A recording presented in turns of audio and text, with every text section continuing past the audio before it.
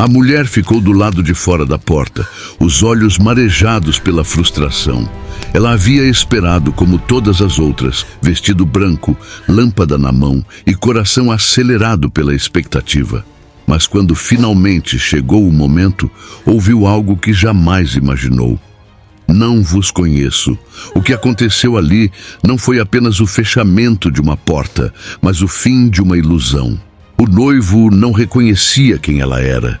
E o mais perturbador, ela realmente acreditava que estava pronta. A noite estava densa e o silêncio pesava como um manto sobre os que esperavam. No entanto, é exatamente no momento mais inesperado que o clamor ecoa. Aí vem o noivo. Esse grito registrado em Mateus capítulo 25, versículo 6, não é apenas um anúncio, mas um chamado à realidade. É o rompimento de toda ilusão, a voz que desperta tanto os vigilantes quanto os negligentes. O clamor da meia-noite não vem para avisar com antecedência, mas para separar. Ele revela quem estava de fato preparado e quem apenas aparentava estar. O tempo da espera acabou. Agora, tudo o que resta é a resposta imediata de quem ouve. O cenário descrito por Jesus não é apenas simbólico. Ele carrega um peso profético que atravessa os séculos.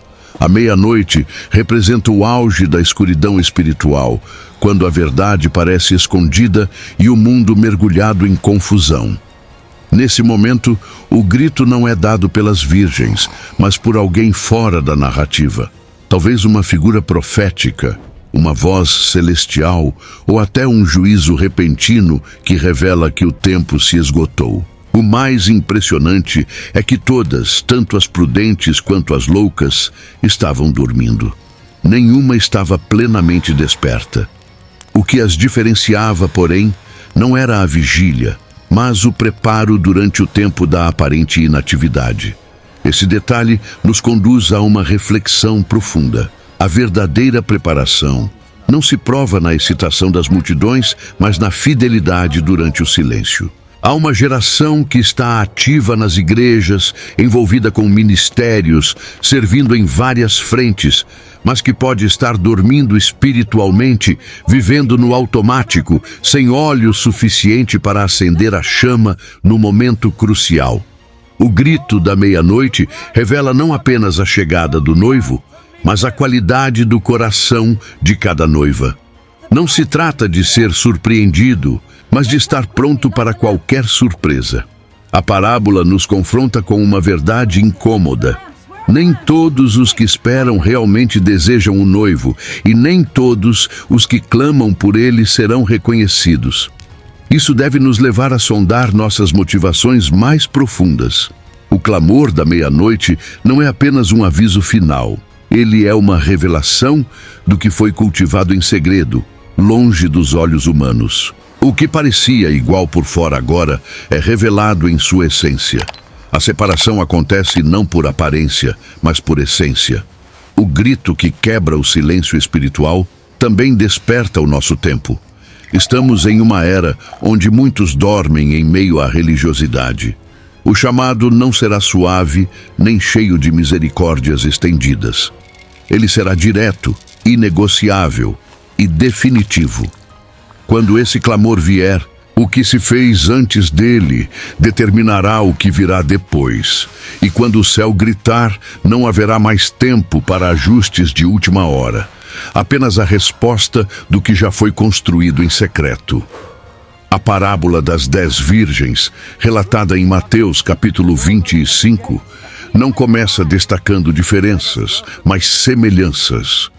Todas eram virgens, todas tinham lâmpadas, todas saíram ao encontro do noivo, e todas adormeceram, e todas foram despertadas pelo mesmo clamor. À primeira vista, eram idênticas. Contudo, essa uniformidade inicial é justamente o elemento mais desconcertante da história, pois ensina que as maiores diferenças espirituais nem sempre são visíveis no início. O contraste entre prudência e loucura não está na aparência, mas na essência. O detalhe que Jesus insere de forma quase sutil, a presença ou ausência de óleo, é o que muda tudo. O óleo, embora não explicado diretamente, aponta para algo interior, não emprestável, não visível até ser exigido. É a reserva íntima de comunhão, de fé genuína, de perseverança silenciosa. As 5 prudentes tinham esse recurso acumulado, cultivado em segredo. As 5 loucas, embora participantes da mesma cerimônia, tinham lâmpadas, mas não tinham a substância que mantinha a chama. O perigo, então, não está em parecer distante de Deus, mas em parecer perto sem realmente estar.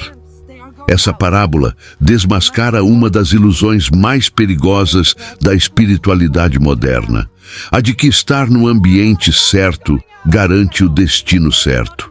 Participar da espera, fazer parte do grupo, ter uma lâmpada na mão, nada disso substitui o óleo. E esse óleo não se improvisa. Ele não é fruto de emoções repentinas, nem de decisões apressadas. Ele é resultado de uma vida constante de intimidade, disciplina e vigilância espiritual. O problema das virgens loucas não foi a ausência de desejo, mas a ausência de preparo. Em um tempo onde se valoriza tanto o visível, seguidores, ministérios, títulos, talentos, Jesus alerta que a verdadeira distinção será feita por algo que ninguém pode ver agora. O que está sendo cultivado no secreto será exposto no dia do clamor. E nesse dia não importará o quanto alguém parecia estar pronto, mas o quanto de fato estava abastecido.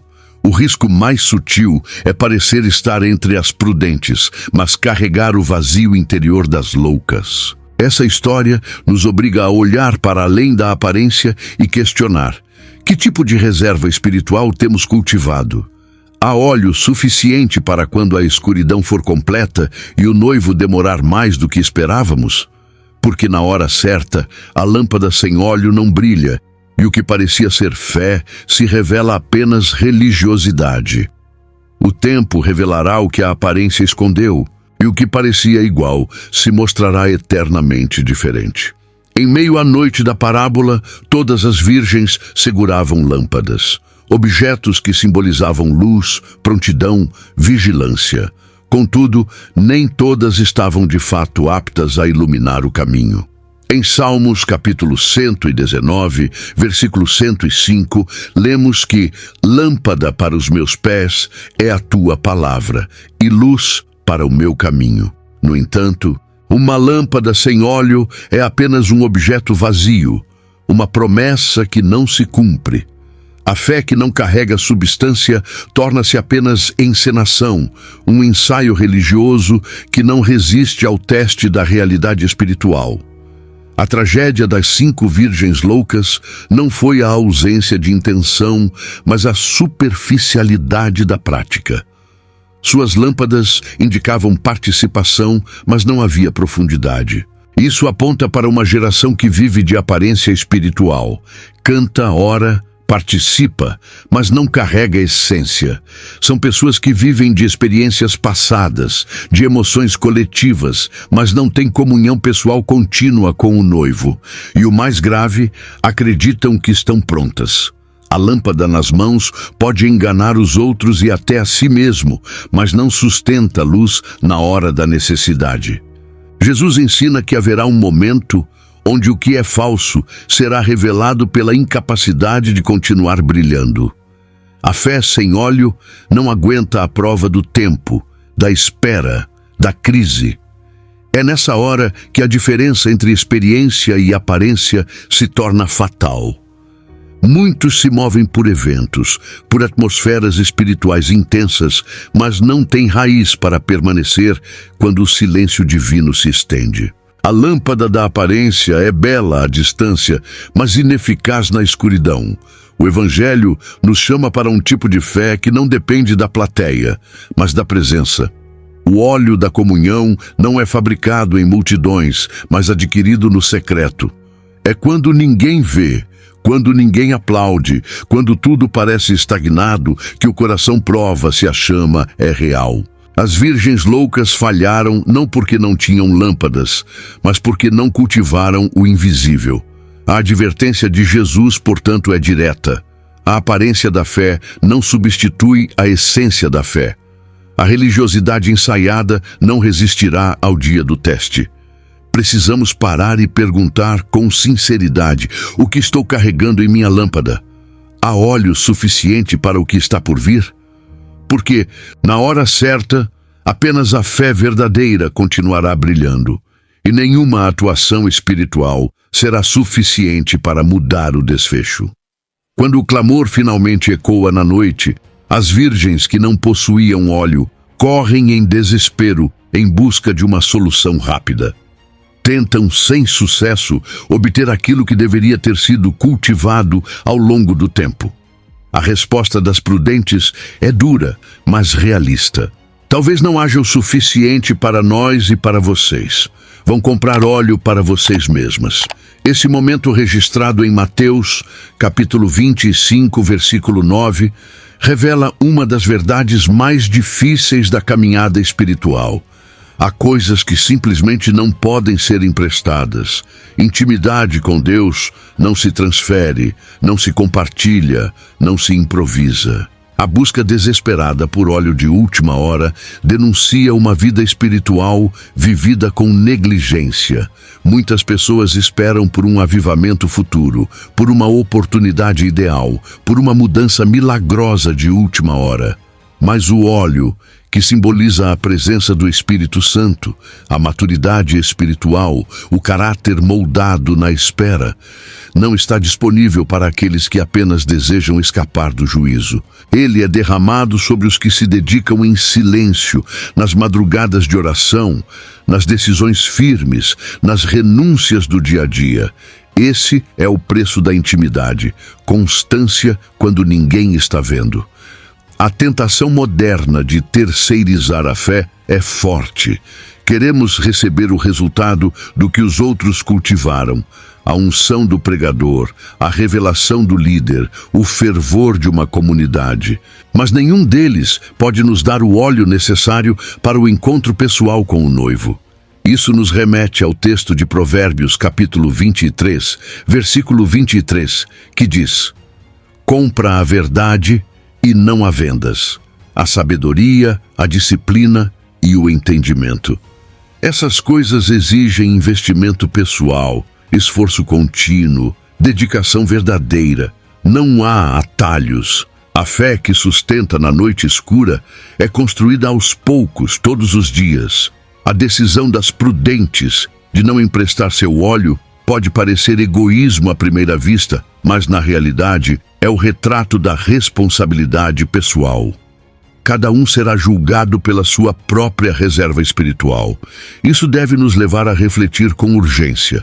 Estamos realmente cultivando um relacionamento com o noivo, ou apenas nos alimentando da luz dos outros? Porque quando as portas se abrirem, cada lâmpada precisará brilhar por si mesma. E nesse momento, não será mais possível correr para buscar o que deveria ter sido adquirido na caminhada. A ideia de que ainda há tempo pode ser uma armadilha mortal. O Evangelho de Jesus é gracioso, mas não indolente. Ele oferece o perdão e a reconciliação hoje, mas não promete nova oportunidade depois que a porta se fecha. O óleo que falta nas lâmpadas das virgens loucas é, na verdade, o reflexo da ausência de Cristo como Senhor de suas vidas. O grito da meia-noite não apenas revela a falta, ele sela o destino de quem não se preparou. O momento da urgência expõe quem viveu de ilusão e quem construiu verdade. O drama atinge seu ápice quando, após a corrida desesperada, as virgens que foram buscar óleo retornam e encontram a porta fechada. Batem, clamam, imploram, mas não são atendidas. O texto em Mateus, capítulo 25, versículo 10, nos mostra que chegou o noivo, e as que estavam preparadas entraram com ele para o banquete nupcial, e a porta foi fechada. Essa imagem é poderosa e aterradora ao mesmo tempo. A porta do reino não permanece aberta indefinidamente. Há um limite para a graça revelada no tempo, e quando Deus fecha uma porta, não há força humana que possa abri-la novamente. O fechamento da porta simboliza o fim da oportunidade, o ponto sem retorno, o momento em que o tempo da espera se transforma em tempo de julgamento. Aquelas virgens estavam presentes desde o início. Elas ouviram o mesmo chamado, se levantaram com o mesmo clamor, mas estavam ausentes no momento decisivo. Isso nos confronta com a realidade de que a presença em ambientes espirituais não é garantia de entrada no reino. Deus não se impressiona com frequência em cultos, mas com fidelidade no secreto. A porta não se fecha para quem errou, mas para quem negligenciou o preparo. Em Lucas capítulo 13, versículo 25, Jesus usa uma linguagem semelhante ao dizer que muitos baterão à porta dizendo: Senhor, abre-nos a porta. Mas ouvirão: não sei de onde vocês são. A questão aqui não é desconhecimento literal, mas ausência de relacionamento verdadeiro. O fechamento da porta não é um ato arbitrário de rejeição, mas a consequência justa daquilo que se decidiu ao longo da vida. O reino de Deus é inclusivo na proposta, mas exclusivo na entrada. Só entra quem de fato pertence, quem se preparou, quem carregava o óleo da comunhão contínua. A dor das virgens loucas é não apenas pelo banquete perdido, mas pela consciência tardia daquilo que desprezaram. Elas não foram rejeitadas por ódio, mas por justiça. A porta fechada revela que o tempo da oportunidade tem limites e a eternidade não será construída sobre improvisos. Deus é longânimo, mas não negligente. Ele espera com paciência, mas não indefinidamente. E quando o tempo se cumpre, o que foi semeado é o que será colhido, sem exceções. Essa parte da parábola nos chama à urgência. Não se trata de viver em medo, mas em vigilância. Porque quando a porta se fecha, não há intercessão que substitua a obediência que deveria ter sido vivida. Ninguém entra no reino por mérito, mas todos que entram foram encontrados prontos no momento certo. O problema não está no atraso, mas na ausência de preparo durante a espera. A porta ainda está aberta hoje.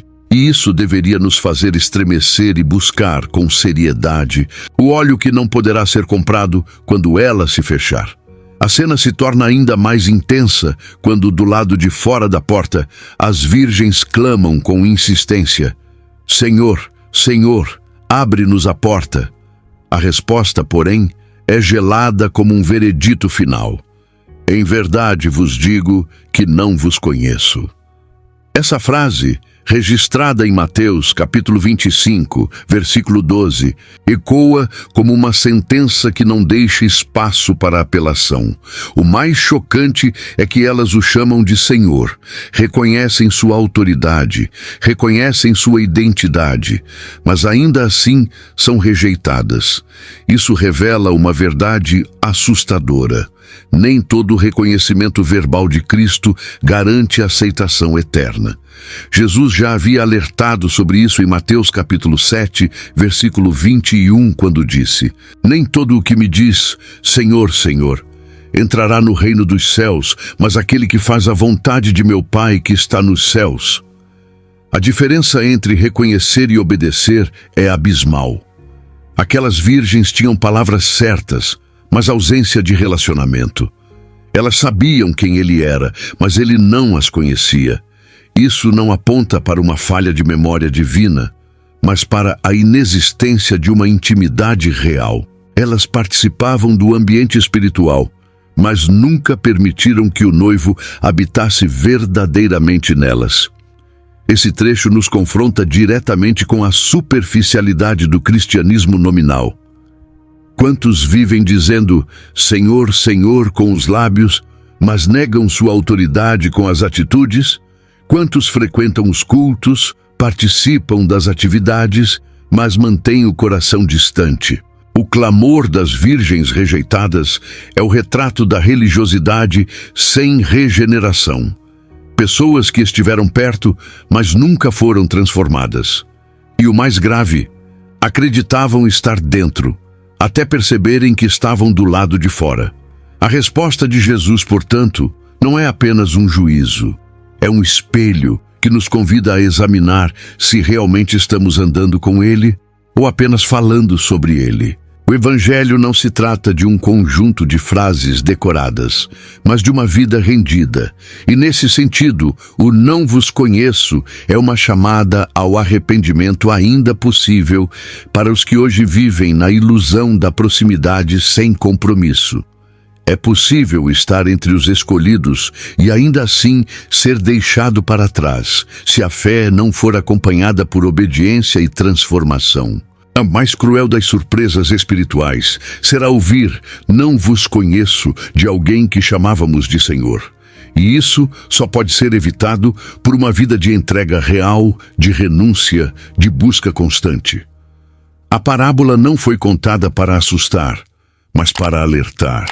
Porque enquanto ainda há tempo, ainda há esperança. Mas o tempo não será eterno.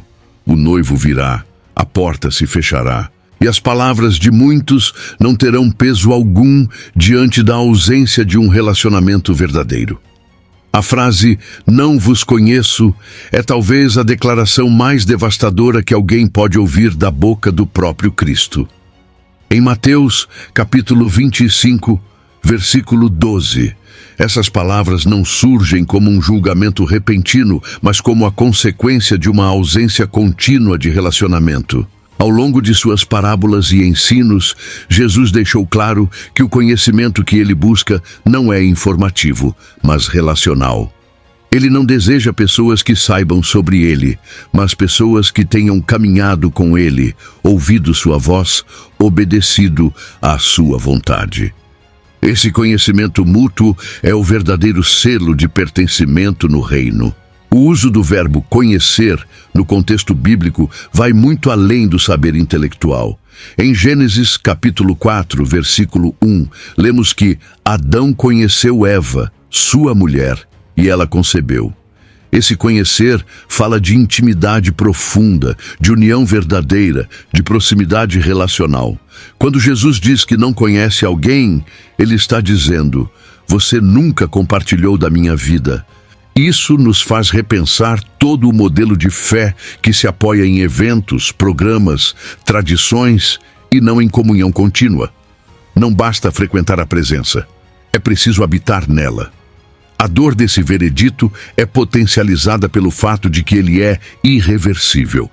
Não há mais o que argumentar, não há tempo para correções, o momento da graça passou.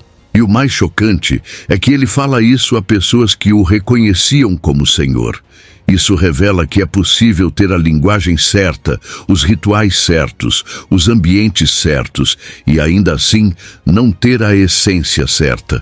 A separação, nesse ponto, é feita com base no vínculo de verdade, não na performance pública. A eternidade não será decidida por nossas palavras, mas por nossa vida diante de Deus. Essa cena da parábola nos obriga a fazer uma pergunta que não pode ser adiada. Jesus me conhece? Ele reconhece minha voz na oração? Vê minha fidelidade quando ninguém está olhando? Reconhece minha rendição nos momentos em que tudo em mim queria resistir? Porque não é suficiente saber que Ele é Senhor. É preciso ser reconhecido por Ele como servo, amigo, filho. Essa é a diferença entre aqueles que entrarão e aqueles que ficarão do lado de fora. É uma questão de identidade revelada no relacionamento. Esse veredito final não é uma surpresa para Jesus. É apenas a revelação da verdade que sempre existiu. E embora para muitos pareça cruel, é na verdade um ato de justiça. Deus não pode fingir um relacionamento que nunca existiu. O que para nós soa como uma tragédia, para Ele é apenas a aplicação de uma realidade que foi ignorada por muito tempo. O alerta está lançado. A maior dor da eternidade não será o inferno em si, mas o fato de que, mesmo com tantas oportunidades, muitos se contentaram em conhecer a Deus superficialmente, sem jamais serem conhecidos por Ele. As virgens loucas da parábola representam um tipo de espiritualidade perigosa. aquela que vive de expectativa sem compromisso, de aparência sem substância, de religiosidade sem relacionamento. Estavam no lugar certo, com as pessoas certas, esperando o momento certo, mas não tinham o essencial. Esse tipo de fé é comum, especialmente em contextos onde a cultura cristã é forte. Muitos vivem cercados de práticas religiosas, mas nunca se renderam ao Senhor da fé. Como advertido em Tiago, capítulo 1, versículo 26, se alguém supõe ser religioso, deixando de refrear a sua língua, engana o seu próprio coração. A sua religião é vã. A ilusão das virgens loucas estava fundamentada no pertencimento externo. Elas criam que, por estarem ali, teriam o mesmo destino das prudentes. Isso denuncia uma teologia baseada em presunção. A ideia de que Deus é tão bom que jamais deixaria alguém de fora, mesmo que essa pessoa nunca tenha se comprometido de fato com ele. É uma distorção do caráter de Deus, uma tentativa de ajustar o céu ao nosso modo de viver e não de ajustar nossa vida à realidade do céu. A religião sem relacionamento transforma o Deus vivo em um símbolo e o Evangelho em uma formalidade. Essa espiritualidade vazia se alimenta de atividades, mas não gera transformação. Frequenta cultos, canta louvores, ouve pregações, mas não se arrepende, não se santifica, não muda. É como uma lâmpada bonita, mas vazia de óleo. Há brilho, há forma, mas não há luz verdadeira. Jesus, ao longo de seu ministério, confrontou os fariseus exatamente por isso. Viviam de aparências religiosas, mas seus corações estavam longe de Deus. Como está escrito em Mateus, capítulo 15, versículo 8. Este povo honra-me com os lábios, mas o seu coração está longe de mim. A grande tragédia da religião sem relacionamento é que ela nos dá a sensação de segurança enquanto nos afasta da verdade. Ela acomoda, mascara, adormece, faz com que nos comparemos com os outros e não com Cristo. As virgens loucas talvez se achassem espiritualmente superiores às demais. Afinal, estavam ali, com lâmpadas em mãos, mas a falta de óleo era invisível até o momento crucial. Isso nos ensina que o juízo não virá pelo que parece, mas pelo que de fato é. A eternidade revelará tudo o que hoje se esconde atrás de rotinas religiosas. Não há como viver a fé verdadeira sem relacionamento pessoal com Cristo, sem confissão de pecados, sem dependência diária, sem transformação contínua.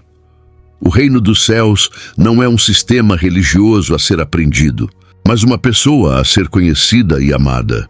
Aqueles que vivem uma fé de fachada descobrirão tarde demais que nunca estiveram dentro de fato. O que resta então é clamar enquanto ainda há tempo: Senhor, purifica-me do engano de uma religiosidade vazia. Dá-me o óleo do teu espírito, pois só esse relacionamento sustenta a minha vida quando a noite escurece. Uma das sutilezas mais provocantes da parábola das 10 virgens está no fato de que o noivo demorou. Essa demora, mencionada em Mateus capítulo 25, versículo 5, não é por acaso. É um elemento intencional que testa a qualidade da espera. Enquanto o tempo passa, todas adormecem, tanto as prudentes quanto as loucas. Isso nos ensina que o tempo tem um papel decisivo na vida espiritual. Ele revela o que está dentro. A demora do noivo não é negligência, mas um processo que separa o superficial do profundo, o entusiasmo momentâneo da fidelidade duradoura. O tempo revela onde está o coração. Ele desgasta as motivações fracas e fortalece as convicções reais. Enquanto tudo parece estagnado, é aí que a verdadeira fé se desenvolve, longe dos olhos humanos, nas madrugadas silenciosas, nos dias comuns. As virgens prudentes tinham o óleo porque entenderam que a espera era parte do processo. Elas não viveram da emoção do início, mas da preparação para o final. Isso nos remete a Romanos capítulo 8, versículo 25. Mas, se esperamos o que não vemos, com paciência o aguardamos. A espera, então, não é um intervalo vazio, mas uma lapidação de caráter. O problema das virgens loucas não foi apenas a ausência de óleo, mas a má compreensão do tempo. Elas acreditavam que o noivo viria dentro de seus próprios prazos. Não estavam preparadas para o silêncio prolongado, para a demora inesperada. Quantos hoje vivem com essa mesma mentalidade? Começam bem, empolgados, fervorosos, mas à medida que o tempo passa e os resultados não vêm como desejavam, vão se apagando, abandonando a vigilância, deixando de lado o zelo. A demora do noivo expõe o tipo de fé que foi construída, se era dependente de resultados ou sustentada pela esperança. A espera revela os fiéis, e os fiéis são aqueles que continuam mesmo quando não veem, que permanecem quando tudo diz para desistir. Não é à toa que Jesus conclui essa parábola dizendo: vigiai, pois, porque não sabeis o dia nem a hora. A espera não é uma punição. É uma preparação. É nela que se revela o caráter, que se prova a paixão, que se expõe a verdade. As virgens prudentes tinham reserva justamente porque entenderam que o tempo da espera é sagrado. Não se vive de lampejos, mas de constância. Cada segundo da espera é uma oportunidade de crescer, amadurecer e consolidar a fé. Aqueles que desprezam o tempo acabam despreparados para o momento decisivo. Mas aqueles que o valorizam, que entendem que o silêncio de Deus é também uma forma de comunicação, encontrarão suas lâmpadas acesas no momento do clamor. Porque no final, a espera não mata a fé verdadeira. Ela a fortalece e a purifica. O tempo não destrói os preparados, ele apenas confirma quem realmente estava pronto. A parábola das 10 virgens nos apresenta um dilema silencioso, porém profundo. Todas estavam com lâmpadas nas mãos, mas apenas metade delas conseguiu manter a chama acesa até o fim. Isso nos confronta com uma pergunta direta. Estamos vivendo como noivas, apaixonadas e comprometidas com o noivo, ou apenas como espectadoras, que acompanham o cenário, mas não fazem parte da aliança verdadeira? Em Filipenses capítulo 2, versículo 15, Paulo exorta os crentes a brilhar como estrelas no universo, o que indica que nossa luz não é apenas um símbolo externo, mas uma expressão viva de quem somos em Cristo. Há uma diferença crucial entre carregar uma lâmpada e ser uma fonte de luz. As virgens loucas possuíam a estrutura externa, mas lhes faltava a essência. Essa distinção é vital em uma geração onde a aparência espiritual é facilmente imitada. Muitas vezes confundimos presença com pertencimento, atuação com identidade. Mas a lâmpada sem óleo é inútil, e aquele que apenas assiste à jornada espiritual sem se envolver profundamente nela, jamais será reconhecido como parte da noiva. A luz de Deus não é um ornamento, é uma marca de natureza transformada. Ser luz implica em refletir a presença do noivo, mesmo em meio à escuridão. As prudentes não apenas esperavam, elas emanavam vigilância, preparo, intimidade.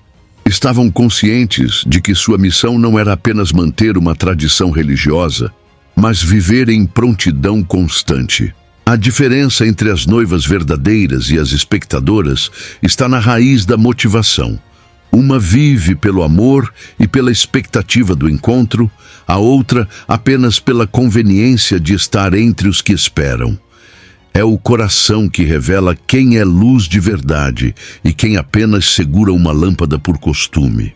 O texto bíblico nos leva a entender que o óleo representa mais do que preparação. Ele representa um tipo de vida.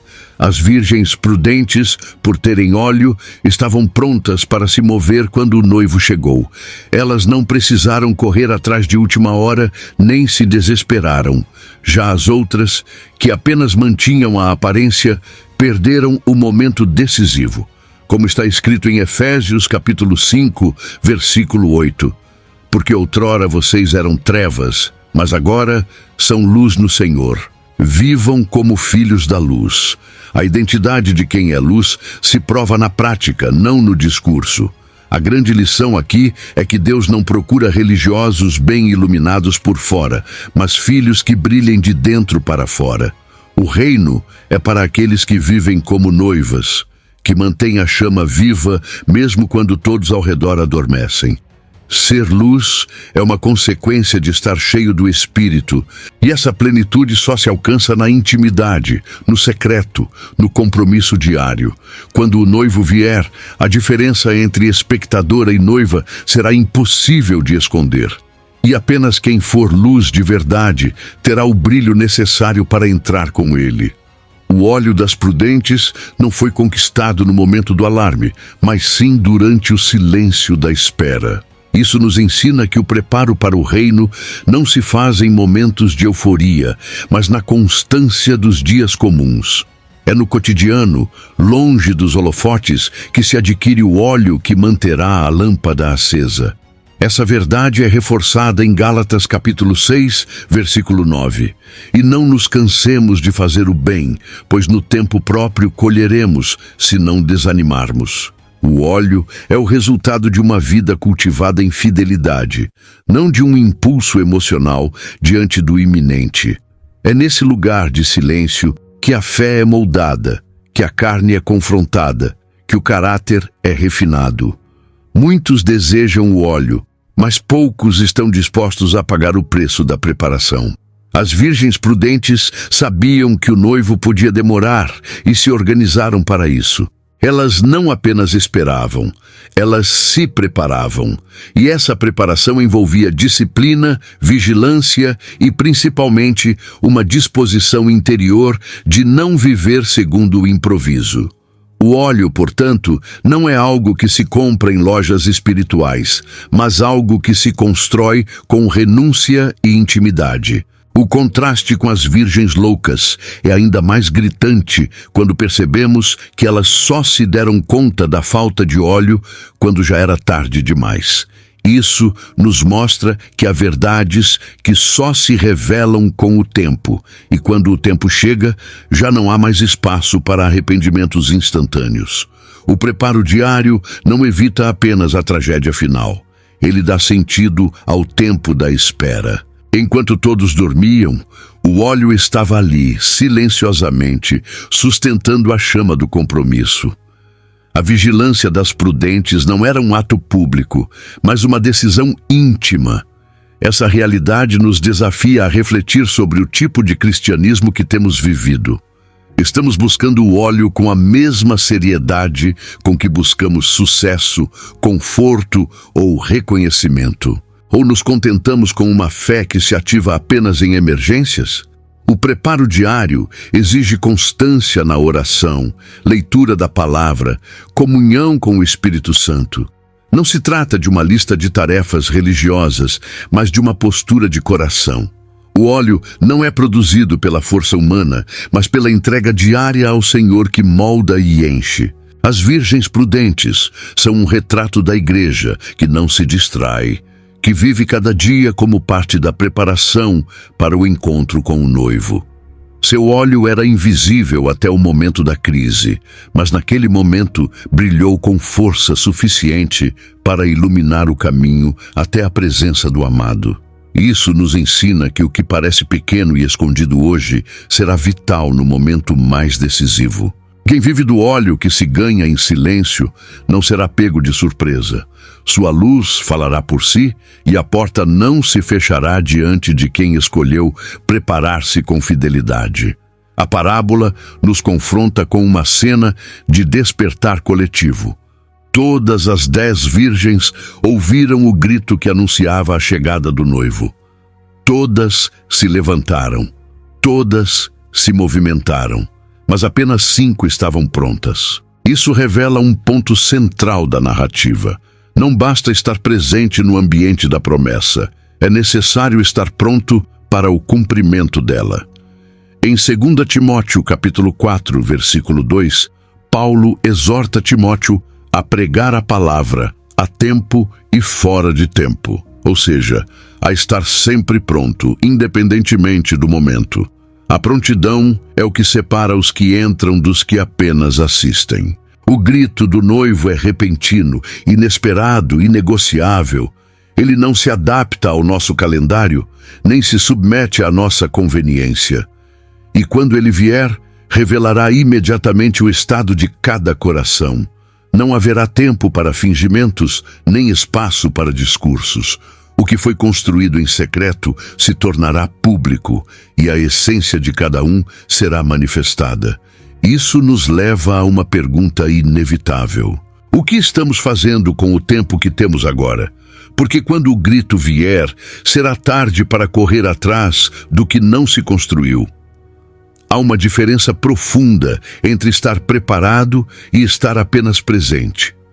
Muitas pessoas estão no meio do povo de Deus, participam das mesmas cerimônias, ouvem as mesmas mensagens, mas vivem sem o óleo da intimidade.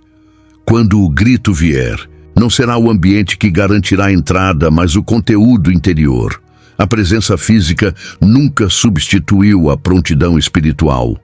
As 5 loucas estavam ali, com vestes de noiva, com lâmpadas, com expectativa, mas estavam vazias por dentro. Não foram reconhecidas, porque nunca foram de fato participantes da essência da noiva. A cena descrita por Jesus é uma alerta vivo. Não haverá segunda chance quando o grito for dado. Tudo o que fizermos precisa ser agora. A graça é abundante, mas ela opera dentro do tempo que Deus estabeleceu. A prontidão espiritual é fruto de uma vida entregue, que não se distrai com os brilhos passageiros do mundo. As virgens prudentes não improvisaram sua fé. Elas cultivaram uma vida de comunhão contínua, sabendo que o encontro com o noivo era certo, mesmo que o momento fosse incerto. No final, o grito que desperta será o mesmo para todos, mas a resposta será determinada por aquilo que cada um fez antes de ouvi-lo. Não haverá espaço para desculpas, nem para comparações. Estar no meio do povo de Deus não será suficiente. Somente quem estiver pronto entrará. A pergunta que ecoa em nossos corações hoje precisa ser encarada com seriedade. Quando o grito chegar, estaremos realmente preparados ou apenas presentes? Porque naquele momento, presença sem prontidão será igual à exclusão. Entre os elementos mais inquietantes da parábola das 10 virgens está o fato de que todas estavam fisicamente próximas do evento mais aguardado: a chegada do noivo. Essa proximidade geográfica, contudo, não significou aprovação espiritual. A lição é clara: estar perto das manifestações de Deus, fazer parte do ambiente ou mesmo ter certa familiaridade com os costumes da fé, não garante o reconhecimento divino. Em Apocalipse capítulo 3, versículo 1, Jesus dirige-se a uma igreja dizendo: "Tens nome de que vives e estás morto." Isso revela o risco da presunção espiritual. Achar que se está vivo espiritualmente apenas porque se está inserido num contexto de fé. A presunção é um tipo de cegueira espiritual que nos convence de que já temos tudo o que precisamos. Ela se disfarça de confiança, mas é, na verdade, negligência. As virgens loucas não estavam distantes, não estavam ignorantes, não estavam rebeldes. Estavam confiantes, despreparadas e sem discernimento da sua real condição. Esse é o retrato de muitos que confundem atividade religiosa com comunhão real. O fato de alguém servir, cantar, pregar ou orar em público não significa que seja conhecido no céu. O critério do reino é mais profundo, é relacional, íntimo e intransferível.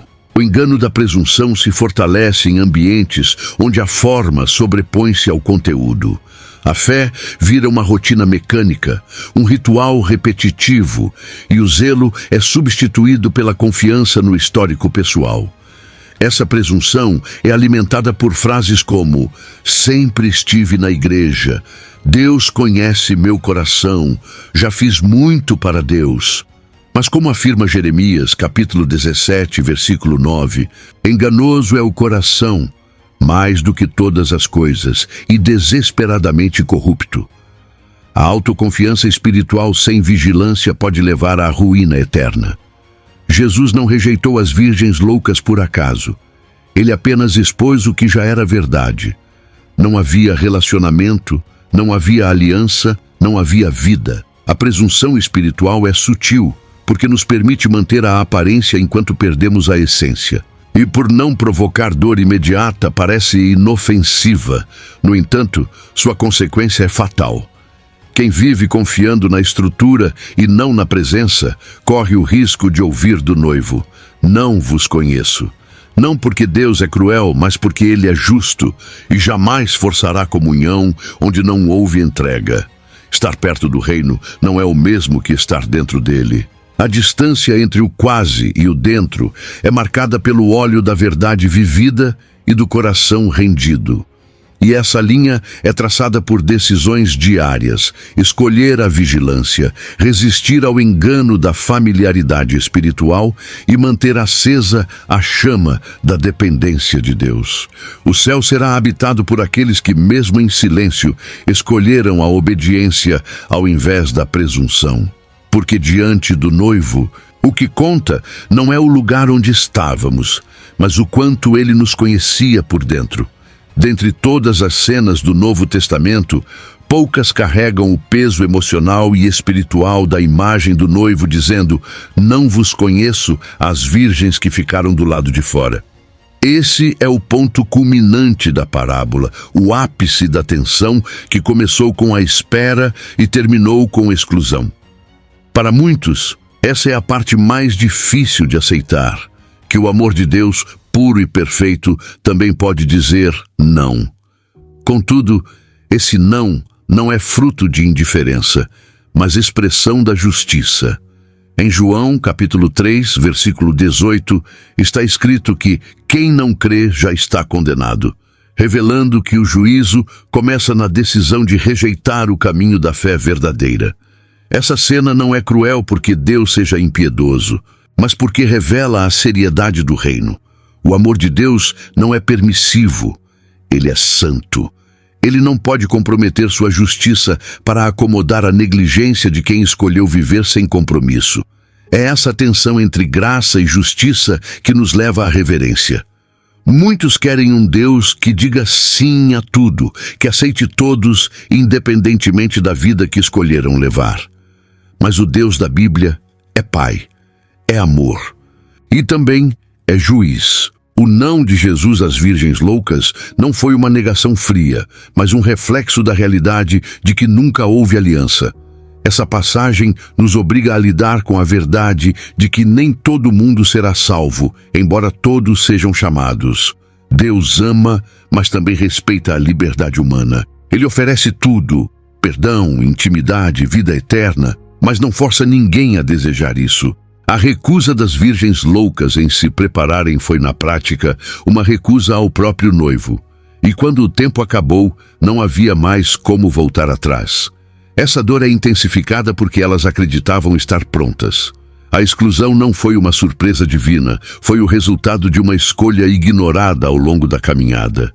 Esse momento final nos faz perceber que o amor verdadeiro também corrige, adverte e, se necessário, fecha portas, não para ferir, mas para honrar a santidade da aliança. O reino dos céus não é uma festa aberta para quem quiser entrar de qualquer forma. É uma celebração para aqueles que aceitaram o convite e viveram conforme os termos do rei. As virgens loucas não foram punidas por serem más, mas por serem negligentes. E isso deve nos fazer tremer. Não de medo, mas de consciência. Porque o amor que nos convida também é o amor que nos examina. Se há algo mais doloroso do que o inferno, é saber que a porta estava aberta, mas foi desprezada. Essa é a dor das virgens loucas. Não a dor do castigo, mas a dor da ausência. A ausência daquele que poderia ter sido tudo, mas foi ignorado até ser tarde demais. Esse é o momento em que o amor diz não. Não porque deixou de amar, mas porque jamais poderá fingir que houve aliança onde só houve presença sem entrega. E esse não será a lembrança eterna de que o amor de Deus é profundo demais para ser tratado com leviandade. A parábola termina com um ponto final que não admite contorno. A porta foi fechada e não será aberta novamente. Esse ato final não é apenas simbólico, é escatológico. Ele aponta para o juízo final, quando as oportunidades cessarão e cada um colherá aquilo que semeou. Em Hebreus capítulo 9, versículo 27, lemos: Ao homem está ordenado morrer uma vez, vindo depois disso o juízo. Essa verdade precisa ecoar em nossos corações como um alerta urgente. A justiça de Deus é real, definitiva e não pode ser negociada com argumentos emocionais ou obras humanas. Deus não pode ser corrompido por apelos tardios ou por comoções momentâneas. Ele é reto em seus juízos e não deixará de ser justo para ser gentil. A misericórdia de Deus é ampla, mas ela opera dentro do tempo da graça. Quando esse tempo passa, o que resta é o julgamento. As virgens loucas não foram deixadas de fora porque não sabiam da festa, mas porque não respeitaram as exigências do convite. Essa é a base da justiça divina. Deus oferece tudo, mas só entra quem corresponde ao chamado com responsabilidade e entrega. O fechamento da porta nos ensina que a eternidade será selada com base no agora.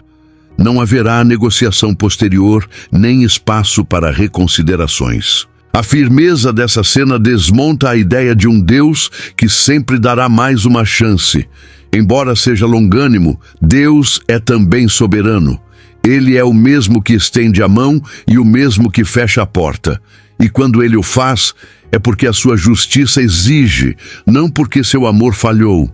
A justiça divina não se adapta aos nossos desejos. Ela se impõe com santidade e verdade. Esse desfecho também confronta a mentalidade de um evangelho moderno que minimiza a santidade de Deus em nome de uma graça distorcida.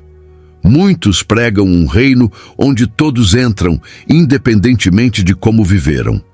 Mas Jesus, com esta parábola, nos mostra o oposto. O reino é para quem se prepara, vigia e honra o convite. Não se entra de qualquer jeito. E isso não diminui o amor de Deus. Pelo contrário, o engrandece, pois mostra que seu amor não é permissivo, mas transformador. Ele ama tanto que não permitirá que o reino seja profanado por uma noiva que não se preparou. O último fechamento da porta não foi feito com raiva, mas com justiça. Não há drama no céu, apenas verdade. E essa verdade é clara. Deus é justo. O que ele disse que faria, fará. O que prometeu cumprir, cumprirá. Aqueles que estiverem prontos entrarão e celebrarão eternamente. Aqueles que negligenciaram ficarão de fora. O tempo da escolha é agora. Porque quando a porta se fechar pela última vez, não haverá mais sermões, nem convites, nem alertas. Apenas o eco eterno da decisão que cada um fez diante da justiça que não pode ser negociada. Quantas pessoas ao nosso redor caminham com a lâmpada na mão, mas sem o óleo da verdade? Deixe nos comentários o que essa parábola falou com você e compartilhe este vídeo com alguém que talvez ainda pense que estar perto é o mesmo que estar pronto. E se ainda não se inscreveu, agora é a hora. Tem muito mais palavra viva chegando por aqui.